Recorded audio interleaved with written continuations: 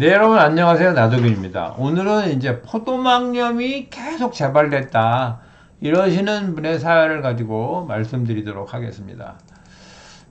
포도막염 30대시고요. 포도막염이 5년 전부터 이제 한두 달에 한 번씩 계속 재발이 된다. 근데 최근에는 이제 주기가 짧아져 갖고 한 2주일마다 재발이 된다. 이런 거고요. 안압까지 높아진다. 그래서 이제 포도막염이 그럼 어떻게 해야 되냐 이런 거고요. 검사를 해보니까 뭐 MRI 찍고 피 검사했는데 별다른 건 없다.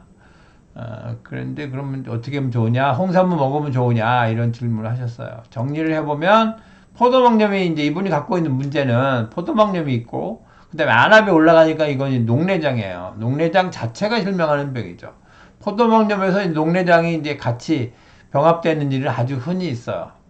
그리고 검사는 정상이고 홍삼은 괜찮으냐? 이거 홍삼은 지난번에 좀 말씀을 드렸는데 다시 한번 동영상을 만들도록 하겠습니다. 어쨌든 답은 의미는 없다. 해로울 수도 있다. 안 먹는 게 좋다. 이렇게 말씀을 드리겠어요. 이제 포도막염이 있고 몸이 불편한데 검사 결과하고 몸의 상태가 일치하지 않아서 매치가 잘 안 되니까 설명이 잘 안 되는 거잖아요. 물론 검사가 모든 걸 다 알 수는 없죠. 그런데 이제 양방치료가 좋으냐, 한방치료가 좋으냐, 이런 질문을 하신 거잖아요. 이게 쉽게 얘기하면 양방치료법이 잘 없어. 그러니까 한방치료는 되냐, 뭐 이런 질문을 하신 거죠. 제가 제일 잘하는 것 중에 하나가 양방치료가, 이 병이 양방치료가 좋은지, 한방치료가 좋은지, 또는 결합하는 게 좋은지, 이런 거를 말씀드릴 수 있는 게 제가 아주 잘하는 분야 중에 하나입니다. 먼저 이제 사전 지식으로 조금 알아두실 게 있는데, 잘 때는 누구나 충혈이 좀 돼요. 그래서 잠이 푹 자다가, 사실은 이게 좀 어렵긴 한데, 거울을 대고 눈을 탁 뜨면 빨개요. 근데 순간적으로 눈이 탁 하얘지죠. 눈을 뜬다는 것이 자극이 돼서 혈관이 탁 수축하거든요. 그런데 많이 피곤해. 그러면 그때 금방 안 하얘지지 않아요. 그래서 빨간 채로 남아있고, 더 많이 피곤하면 낮에까지 빨간 충혈이 남아있는 거죠. 그러니까, 충혈이 되는 건 왜 충혈이 되냐? 잘 때 눈을 감고 잘 때 충혈이 되는 이유는 피로를 회복하기 위해서 충혈이 되는 거예요. 피로를 회복하기 위해서 혈액 공급이 많이 가고 혈액 공급이 많아지니까 빨갛게 보여. 그걸 혈액 공급이 많아져서 빨갛게 보이는 상태를 충혈이라고 말하는 거죠.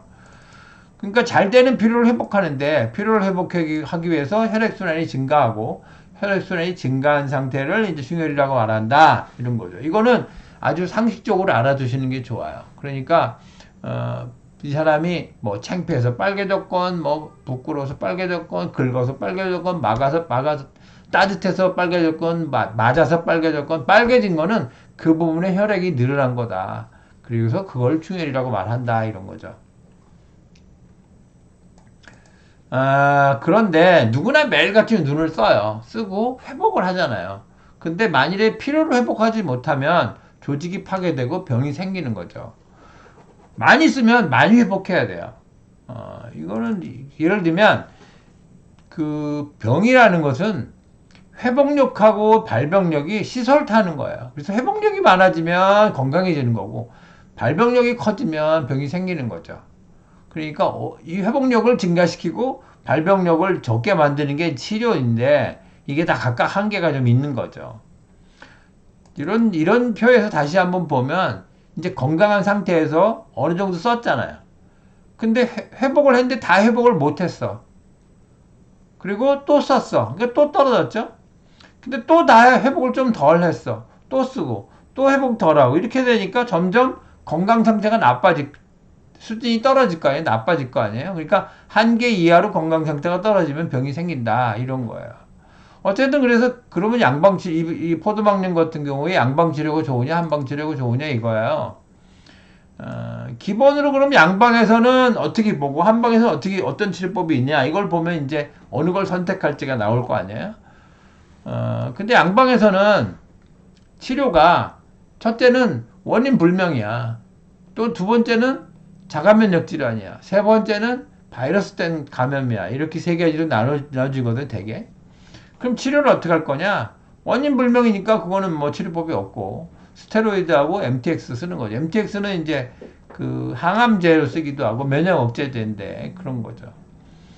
그리고 자가면역 질환도 역시 치료법이 없으니까 스테로이드하고 MTX 쓰는 거고, 바이러스 감염 때문에 생기는 경우는 이제 항바이러스 때 이때도 스테로이드를 씁니다. 그런데 MTX도 쓰고, 근데 항바이러스제를 추가로 쓰는 거죠. 그 한방에서는 어떡하냐? 한방에서는 기가 나빠져서 생긴다고 보는 거죠. 기가 나빠져서 생기니까 기의 소모가 많아져서 생기는 경우하고 기의 흐름이 나빠져서 생기는 경우가 있는데, 기의 소모가 많아져 생긴 경우는 기의 소모를 막아야 될 거 아니에요. 많이 소모되고 있으니까 막아야 되고. 그 다음에 소모된 건 이제 보충을 해주면 되는 거고. 흐름이 나빠서 생긴 경우는 이제 흐름이 나쁜 거를 이름이 경락에 막혔어. 100% 막히는 일은 드문데 어쨌든 100% 막히면 잘 생존이 안 되니까.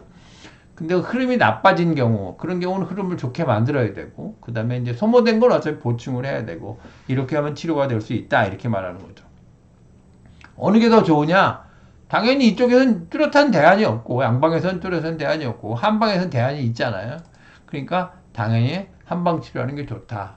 물론 경우에 따라서 양한방 병행 치료가 필요한 경우도 있습니다. 그거는 이제 보고 판단해서 경우에 따라서 그렇게 치료를 하는 거지만, 본질적인 치료는 한방 치료에도 두고, 너무 확 심해질 때는 저도 스테로이드 쓸 때가 있어요. 스테로이드 잠깐 쓰거든요. 이제 그렇게 하면서 치료를 하면 충분히 치료될 수가 있다. 이렇게 말씀을 드릴 수 있겠습니다. 네, 오늘은 포도막염에 대해서 말씀드렸습니다. 감사합니다.